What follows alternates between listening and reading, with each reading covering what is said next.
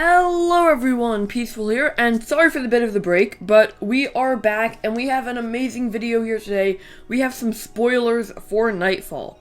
So before we get into the video, there are a few things I want to talk about. One, these spoilers came directly from Mike to the Discord. Many people were not able to see them as he deleted them almost instantly, but I was able to get both of them. Also, I got the chance to talk with Kevin, who's the head of MetaZoo R&D, and also some other metazoologists, right after these got spoiled in the Discord server, and I basically got told that these were very early versions. There are lots of errors, but I know most of the errors, so I can kind of correct them and explain to you how the cards actually are. So before we get into the actual cards, though, I do want to talk about the day after, which was yesterday. Mike spoiled this box art for Nightfall. So, even though I'm usually not talking about collecting stuff on this channel, the reason I'm bringing this up is there is Mothman on this box art. And while we could have assumed that there'd be a Mothman in Nightfall, we now pretty much know that there is a new Mothman card coming in Nightfall. Also, just cool thing, this box is going to be hollow foil, and there are going to be some glow-in-the-dark parts supposedly. And if I had to guess, I'd say the glow-in-the-dark will be like the MetaZoo name and like the sun, and maybe Mothman. Alright, let's get into the two cards. So, the first of two cards, we have Divine Covenant. So first I'm just going to point out the errors and correct them. This says 3 Cosmic, this is supposed to say 3 Light. This says Toll, this is supposed to say Total. And then this flavor text is for Fresno Nightcrawlers. Then a few other just cool design things to point out. I really love this new bookmark. It looks so much more clean and, like, shiny, I guess. And I believe that, what's his Discord username? I think it's, like, New Green World or something of that sort. I forget his Discord username, I'm sorry, but he did an amazing job on all these card designs. Another cool thing I like, that I know, like, early Magic cards did, is the background has, like, texturing, so it looks like marble, and it really just evokes a sort of flavor to the actual cards, and I can't wait to see what other aura types have. Also, this art is just amazing by Poncho. Alright, let's go over the card.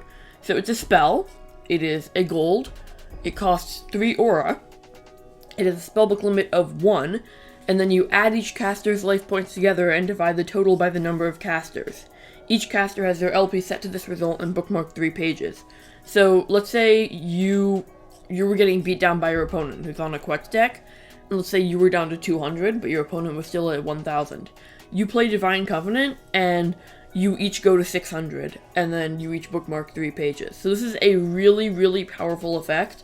It actually reminds me a lot of Balance. It's an old Magic card, except Balance was really overpowered and not fair at all, while this is like a powered down version of that.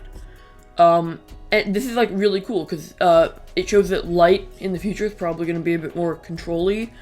This is definitely a control card, because this doesn't have any aggressive possibilities. If your opponent's life points is lower than your own, this card's gonna help your opponent more than you, because bookmarking 3 pages on your turn when you've already spent 3 aura is probably not gonna be as good as your opponent bookmarking 3 pages before their turn starts, and then they'll have access to X plus 3 cards in their hand and all their aura.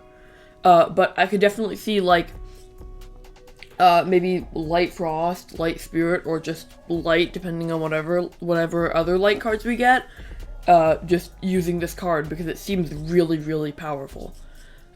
Speaking of Light having other cards, in Cryptid Nation, basically there were 2 aura types that got 20 cards, which were Dark and Forest, and then the rest got 10, and we kind of got hints that that's how it's gonna work for all the other sets. And I was talking to Kevin, and he pretty much confirmed that. He didn't actually say anything, but it was pretty much confirmed.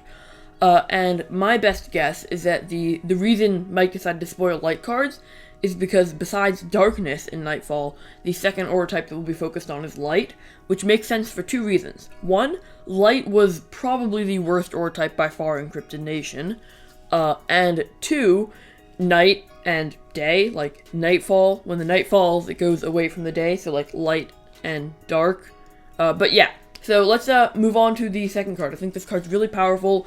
It's going to see a lot of play, but it is only 1 per spellbook, so you can't really rely on it.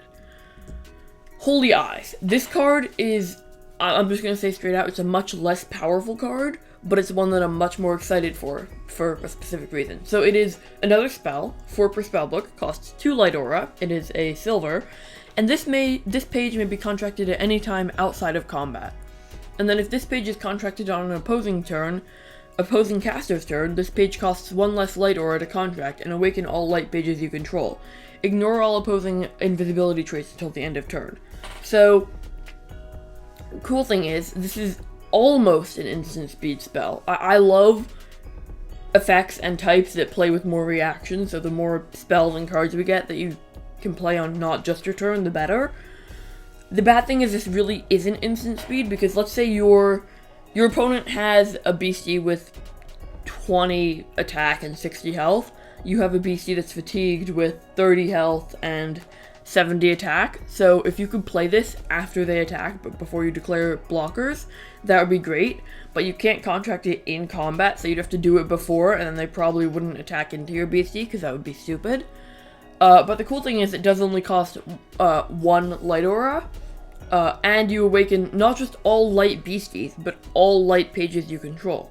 So, you could, one thing that makes this really good, you can contract it anytime out of combat. So let's say it's your turn, you have a Chaos Crystal and a Holy Gem, and you just paid 5 to play a Sam Sinclair. You can spend 2, or even if you just use your Chaos Crystal for a card, you could spend 2, play this, awaken both of those, and have all your aura to use against. This is a really good ramp card. So that's 2 different things it can do. The third thing it can do is ignore opposing invisibility traits. And this is personally bad for me, because for you guys who don't know, I play Frost, and Frost likes invisibility. Spirit also likes invisibility, but this does show that there are now ways to get around it. So Holy Eyes isn't particularly powerful, but it does have 3 uses, and if you're playing big cards, I definitely recommend playing Holy Eyes. Alright, so that is the end of the spoilers. I hope you enjoyed. I hope you're excited for Nightfall. And if you have any questions about either of these cards, just ask them in the comment below and I'll do my best to answer them. Alright, bye!